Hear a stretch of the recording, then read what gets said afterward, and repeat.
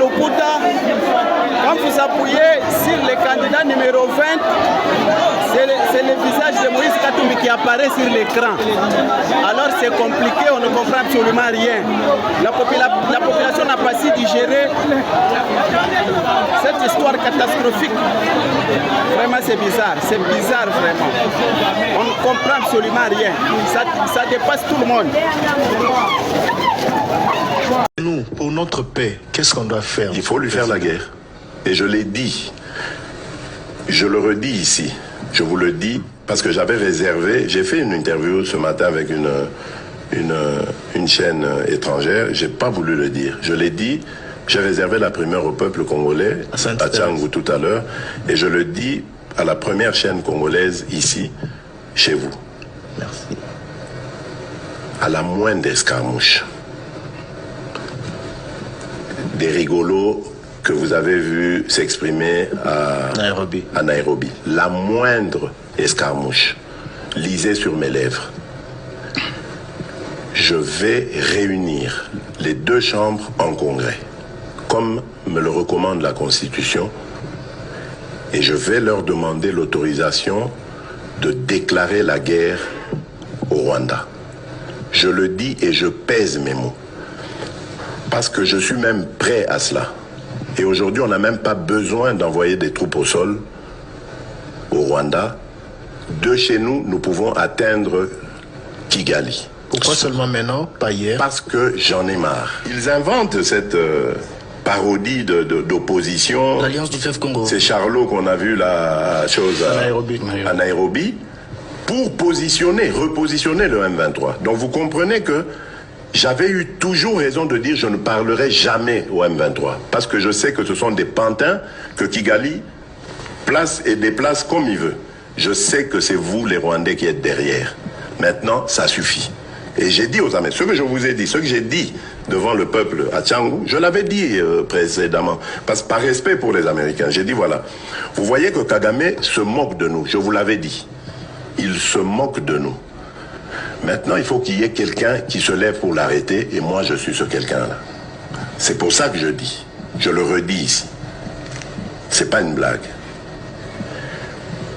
Cette histoire-là, comment on a dit l'Alliance du fleuve Congo. Voilà. Soki na yoki ke bazui localité moko. To babeti lisasi congolais moko akufi. Moko, pas deux, moko. Je réunis les deux chambres du Parlement en congrès.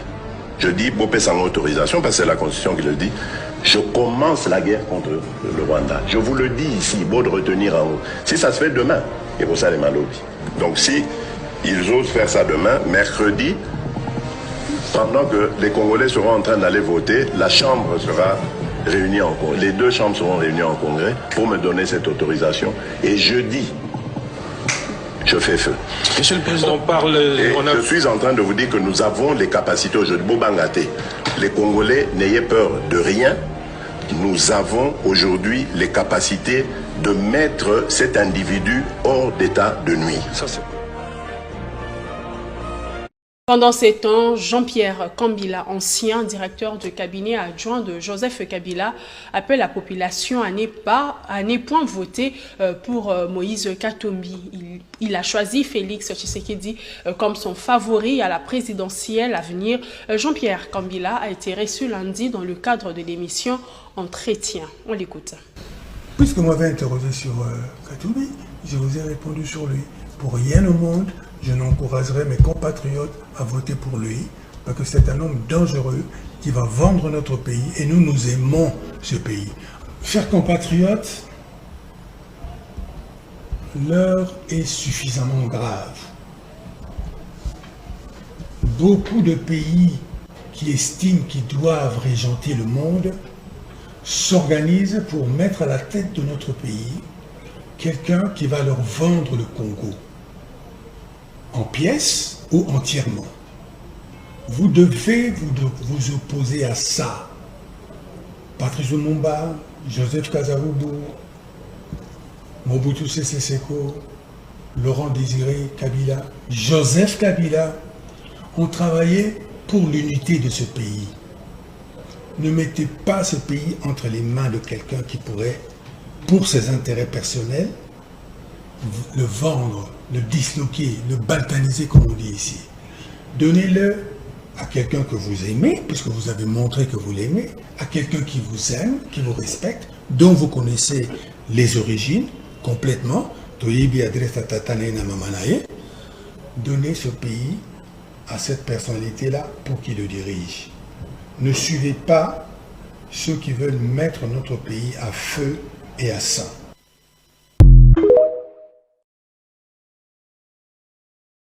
Mon cher président, mon cher frère que j'aime, voilà, j'ai tenu à faire cette vidéo devant les murailles de Jérusalem, devant la tour de David, le roi David,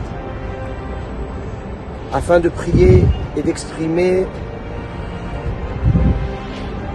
toutes mes émotions que je ressens pendant cette fête de Sukkot, qui est une fête où le bon Dieu envoie dans le monde et bénit les peuples du monde avec toute sa grâce, sa miséricorde et sa force et sa bonté.